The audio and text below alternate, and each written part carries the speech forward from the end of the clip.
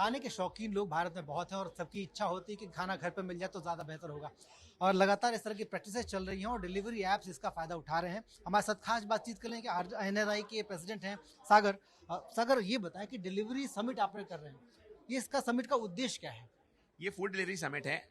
इस समिट में ये एक प्लेटफॉर्म है जहाँ पे हम नॉलेज शेयरिंग करते हैं, एक्सचेंज ऑफ आइडियाज़ करते हैं। मैं ये मानता हूँ कि नॉलेज एक बहुत बड़ा चैम्पियन है, एक बहुत बड़ा पावर है जिसके थ्रू हम बहुत कुछ सॉल्व कर सकते हैं। अब जैसे कि आपने देखा होगा कि फूड डिलीवरी हमारे देश में बहुत ग्रो कर रहा है, बट हमने ये प्रॉब्लम समझा है कि रेस्टोरेंट्स फूड डिलीवरी से पैसे नहीं बना पा रहे हैं बिकॉज बहुत हाई डिस्काउंटिंग है, हाई कमीशन है, हमारे को हमारा डेटा नहीं मिलता है थ्रू एग्रीगेटर्स। तो हमारा ये पर्पस है कि हम सबको एग्रीगेटर्स, रेस्टोरेंटर्स, इंडस्ट्री एक्सपर्ट्स, गवर्नमेंट से भी पॉलिटिशियंस, पॉलिसी मेकर्स आए थे कि कैसे हम फूड डिलीवरी को सस्टेनेबल, प्रॉफिटेबल कर सकें because we all are part of this business. तो यहाँ पे 1500 रेस्टोरेंट ओनर्स हैं, बट ये रेस्टोरेंट ओनर्स 1500 नहीं है, ये 1500 वॉइसेस हैं, बस सबका मिशन एक है। मिशन ये है कि कैसे हम फूड डिलीवरी को सस्टेनेबल और प्रॉफिटेबल कर सकें। और NRI is a association for the restaurateurs. हमारा मेन फोकस है that how do we protect the interest of restaurateurs, right? How do we safeguard their interest, how do we make it more profitable to them, for them. तो I think ये summit एक हम हर साल करते हैं अलग अलग शहर में। तो लास्ट ईयर ये बैंगलोर में हुआ था, अभी दिल्ली में हो रहा है, अगले साल शायद कोई और शहर में हो। बट नेट ये एक प्लेटफॉर्म बनता है जहाँ पे हम बात करते हैं, चर्चा करते हैं, हम ब्रेनस्टॉर्म करते हैं, हम एडवोकेसी करते हैं। कुछ सोल्यूशन निकल के आती हैं, कुछ नहीं निकल के आती हैं। For example restaurant and aggregator, हमारा बहुत प्यारा रिलेशनशिप है कि जहाँ हम बहुत चीज़ मानते हैं, बहुत चीज़ नहीं मानते हैं। जहाँ मानते हैं हम हाथ मिलाते हैं, जहाँ नहीं मानते हैं हम हैप्पीली बोलते हैं we agree to disagree. But net हमारे को ये देखना है और ये समझना है कि कैसे this is viable for restaurant owners. Because आज के डेट में अगर कोई नया रेस्टोरेंट खोलता है तो डे 1 में उसको 25 से 30% कमीशन देना पड़ता है, राइट? अब 1/3 दे के आप कैसे सस्टेन करोगे? तो ये बहुत अनफेयर है। और हम दूसरा हमारा ये भी मांग है कि कैसे हमारे को हमारा डेटा मिले। तो कस्टमर का डेटा हमको नहीं मिलता है। अब जो कस्टमर मेरे दुकान में आता है उसका मोबाइल नंबर मेरे पास है, मैं उनको सजेस्ट कर सकता हूँ, उनको ठीक से मार्केटिंग कर सकता हूँ। बट जो हमारे पास स्विगी जोमेटो से ऑर्डर करते हैं उनका कोई डेटा हमारे पास नहीं है। वो सेम कस्टमर शायद आते होंगे यहाँ पे, बट वहाँ भी ऑर्डर करते होंगे। अब क्या करते हैं कि हम अंधेरे में तीर मारते हैं स्विगी जोमेटो में। हमको पता नहीं कौन कितने बार आ रहा है, क्या आ रहा है, क्यों आ रहा है, बट हम इन्वेस्ट कर रहे हैं मार्केटिंग में। अगर हमको डेटा मिल जाए तो हमारा मार्केटिंग कॉस्ट कम हो जाएगा बिकॉज हमको then proper targeting of customer हम कर पाएंगे। तो अगर हम वो करेंगे तो फूड डिलीवरी और चीपर होगा, फूड डिलीवरी प्राइसिंग और चीपर होगा। और अगर ये प्राइसिंग और चीपर होगा तभी इंडस्ट्री बढ़ेगा। क्योंकि आप चीपर की बात कर रहे हैं तो ये कहीं ना कहीं कंज्यूमर को सीधा अफेक्ट करता है। एब्सोल्युटली। क्या आपकी एग्रीगेटर से या डिलीवरी ऐप से कुछ इस तरह की बातचीत हो रही ताकि वो शेयरिंग आपसे करें? क्योंकि हम देख रहे हैं लगातार कि जिस तरीके से हम ऑर्डर करते हैं, पी कार्स में अलग रेट होते हैं, नॉन पी कार्स में अलग रेट होते हैं, सारा नुकसान कस्टमर का है। रेस्टोरेंट को क्या मिल रहा है वो तो नहीं पता, लेकिन कस्टमर को प्राइस ज़्यादा मिलती है, ऐप पे कुछ और दिखता है और डिलीवरी के समय कुछ और आता है। देखिए, हम प्राइस ज़्यादा चार्ज करते हैं बिकॉज हमारा कमीशन बहुत है, डिस्काउंटिंग बहुत हाई है। बट रियलिटी ये है कि डिलीवरी में हम कम पैसे बनाते हैं, हम डाइनिंग में ज़्यादा पैसे बनाते हैं जहाँ पे हमारी प्राइसिंग कम है। और तो नेट ये है कि अभी जो सिचुएशन है, एग्रीगेटर भी प्रॉफिट में नहीं है, हम भी प्रॉफिट में नहीं है, कस्टमर भी खुश नहीं है, तो कोई खुश नहीं है। हम ये चाह रहे हैं कि सब कोई खुश रहे, सबके लिए विन विन रहे।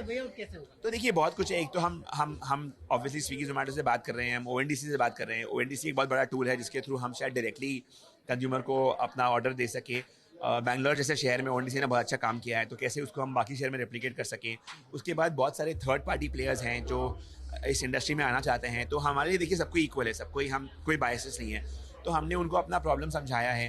अब वो कैसा कमर्शियल स्ट्रक्चर वर्क करते हैं, फ्रेमवर्क वर्क करते हैं, which makes it a win win for all of us. So देखते हैं ये कहाँ जाता है, कैसे जाता है। बट मैं ये मानता हूँ कि थ्रू डिलिब्रेशन, थ्रू डिस्कशन हम ये प्रॉब्लम को सॉल्व कर सकते हैं, या तो फिर हमें ऑल्टरनेटिव खोजना पड़ेगा। बिकॉज अगर पैसे नहीं बनेंगे तो आप कैसे काम करोगे? तो वो ऑल्टरनेट क्या हो सकता है? ओएनडीसी हो सकती है, कोई थर्ड प्लेयर हो सकती है, कोई फोर्थ प्लेयर हो सकती है, कोई नहीं आया तो एनआरआई खुद कर सकता है। आत्मनिर्भर बनना होगा हमको। बट मैं ये मानता हूँ कि यार स्विगी जोमेटो से मुझे बहुत उम्मीद है। आई थिंक हम अगर बात करेंगे, टेबल में बैठ के बात करेंगे तो बहुत सोल्यूशन निकलेगा। बट वही है कि यार हम बहुत दिनों से बात कर रहे हैं, हम राउंड एंड राउंड जा रहे हैं, हम कोशिश करते रहेंगे यार। मतलब आप देखो, उनके लिए भी उनका वो बिजनेस है, राइट? तो उनका वो अपना इंटरेस्ट बचा रहे हैं, हम अपना इंटरेस्ट बना रहे हैं। कोई पर्सनल एनिमिटी किसी से नहीं है। सर, इसके साथ ही अगर कंज्यूमर की बात करें तो सर्विस चार्ज एक बड़ा इशू था। एक लंबी लड़ाई लड़ी आपने गाइडलाइंस के खिलाफ और दिल्ली हाईकोर्ट ने फैसला भी दे दिया कि भाई ये कंज्यूमर के दिमाग पे छोड़ दीजिए, वो देता है कि नहीं देता है। अब इसको लेकर आप कैसे बढ़ रहे हैं? क्योंकि हमने देखा पिछले दिनों एक सुओ मोटो एक्शन भी हुआ था कुछ दिल्ली के रेस्टोरेंट्स पे। देखिए, मैं आपको बता रहा हूँ क्या हो रहा है कि इसको हमने अभी चार्ज भी किया है, राइट? हाई कोर्ट में हमने इसको चैलेंज भी अभी किया है। अब आप देखिए कि क्या होता है कि बहुत जन बोल रहे हैं कि हमारे लिए ना स्टाफ का बहुत बड़ा इनकम यहाँ से आता है, right. Many of the restaurants have a contract with the staff कि आपको एक सैलरी मिलेगा और यहाँ से इनकम मिलेगा। अब आप जब टिप देते हो ना, आप टिप एक आदमी को रेस्टोरेंट में देते हो, हम क्या करते हैं, हम सर्विस चार्ज को इक्वली डिवाइड करते हैं, राइट फ्रॉम द पर्सन जो आपका दरवाजा खोलता है, security guard, to the chef, to the service guy, to the dishwasher. तो ये पैसे इक्वली डिवाइड होता है। अब अगर आप एक आदमी को टिप दे दोगे, एक रेस्टोरेंट में वो पॉकेट में डाल देगा बिना शेयर किए या समझे, तो हम तो भरोसे में काम नहीं कर सकते ना, हमको सब कुछ को डॉक्यूमेंट करना है, हमको इक्वली उसको डिस्ट्रीब्यूट करना है। तो हम सर्विस चार्ज इसलिए बिल में अलग से ऐड करते थे कि वो स्टाफ के लिए जाता है, वो स्टाफ के वेलफेयर के लिए है, it is the part of their earnings. अब अगर ये हटता है और सुप्रीम कोर्ट अगर बोलती है, अगर कोर्ट्स बोलती है कि यार आप इसको कस्टमर के ऊपर छोड़ दो, तो कस्टमर टिप देगा। अब टिप क्या होगा, वो सबके पास इक्वली डिस्ट्रीब्यूट नहीं होगा। तो आई थिंक ये एम्प्लॉयज़ के लिए अनफेयर है। इससे क्या होता है कि एम्प्लॉयज़ के बीच में तनाव बन जाती है। आप जब एक ऑर्गेनाइजेशन चलाते हो तो आप क्या चाहते हो कि आपके रेस्टोरेंट के अंदर में एम्प्लॉय मिल के रहे, ताकि वो अच्छा खाना बना सके और अच्छे से सर्व कर सके। आज अगर किचन और सर्विस लड़ाई करेगा तो क्या कस्टमर का बेनिफिट होगा? नहीं होगा, नंबर 1। नंबर 2, एम्प्लॉय भी खुश नहीं रहेगा। नंबर 3, अगर हम इसको अपने मेन्यू प्लान में डालते हैं तो बहुत सारे रेस्टोरेंट में ना जो रेंटल होता है हमारा, वो रेवेन्यू शेयर होता है, तो हमारा रेंटल बढ़ जाएगा अगर हम रेवेन्यू में डालें। तो अगर मेरे को 10% डालना है जो अभी है, तो मैं शायद 14% बढ़ाऊंगा, तब जाके मेरा रेंटल करेक्ट होगा। तो कस्टमर के तो और महंगा हो जा रहा है। उसके ऊपर हर साल हम देख रहे हैं फूड इन्फ्लेशन हो रहा है भाई 3-4%, तो वो भी बढ़ जाएगा। तो आप बोल रहे हो कि हम 18% प्राइस बढ़ाएं वर्सेस 10% राइट नाउ, या मे बी 12% राइट नाउ, तो कंज्यूमर तो बेनिफिट कर ही नहीं रहा है, उसके ऊपर भी कंज्यूमर टिप देगा और वो टिप सब पे डिवाइड नहीं होगा। तो आप मुझे बताओ ये कैसे सबको हेल्प कर रहा है? हमारा देखो, ऐसे प्रोजेक्ट किया जा रहा है कि हम कुछ गलत कर रहे हैं, हम गलत नहीं कर रहे हैं। हमारा एक लॉजिकल थिंकिंग है कि हम ये क्यों कर रहे हैं। हम लोगों को यही समझना चाहते हैं कि हम इसलिए कर रहे हैं कि एक तो ये पैसा इक्वली डिवाइड हो, और सर्विस चार्ज ना ग्लोबली होता है। अगर आप डिक्शनरी में देखोगे एक वर्ड है सर्विस चार्ज फॉर रेस्टोरेंट्स, तो जब ऑक्सफोर्ड डिक्शनरी में ये वर्ड है तो ये इलीगल कैसे हो सकता है? नंबर 1। नंबर 2, हम ये चाहते हैं कि अगर ये ग्लोबली वर्क कर रहा है तो इंडिया में भी वर्क करना चाहिए। नंबर 3, हम बात कर रहे हैं कि हम 5th लार्जेस्ट इकोनॉमी से हमको 3rd लार्जेस्ट होना है, तो दुनिया जो करके सक्सेसफुली है तो वो करना पड़ेगा ना, उससे बेटर करना पड़ेगा। नंबर 4, हम एम्प्लॉयज़ के पेट में, अब देखिए अगर ये बंद हो गया तो हम तो उनको भी नहीं छोड़ सकते, उनका तो ये कमाई है, एक इनकम है। तो अब उनको कैटर करने के लिए हमको प्राइस बढ़ाना पड़ेगा, प्लस उतना बढ़ाना पड़ेगा कि मेरा रेंटल भी बढ़ जाएगा, तो उसका प्राइस तो 14 के अगेंस्ट मेरे को 13-14 बढ़ाना पड़ेगा, 10 के अगेंस्ट मेरे को 13-14 बढ़ाना पड़ेगा। तो कस्टमर के तो और महंगा हो जा रहा है। अभी 100+10 था, अभी 100+14 हो जाएगा। सर एक और समस्या आ रही है पिछले कुछ दिनों से, हमने लगातार देखा नकली paneer, alter additional adulterated paneer या दूध या उसके मिल्क प्रोडक्ट्स, इसको लेकर सरकार एक पूरी मुहिम चला रही है। स्टेक होल्डर कंसल्टेशन की गई कि यूज ऑयल का आप इस्तेमाल ना करें। इसको लेकर आप किस तरह से आगे बढ़ रहे हैं, किस तरह के इनपुट आप सरकार को देंगे? देखिए, हमारे एनआरआई में ना हम बहुत सारे वर्कशॉप्स, नॉलेज वर्कशॉप्स करते हैं हमारे मेंबर्स के लिए फ्री ऑफ कॉस्ट। तो हम एफएसएसआई के साथ काम करते हैं, जहाँ पे हम हमारे सब मेंबर्स के एम्प्लॉयज़ को हम प्रॉपर्ली ट्रेन करते हैं। We talk about hygiene. हमारी इंडस्ट्री क्या है, अबाउट हेल्थ, हाइजीन, हैप्पीनेस।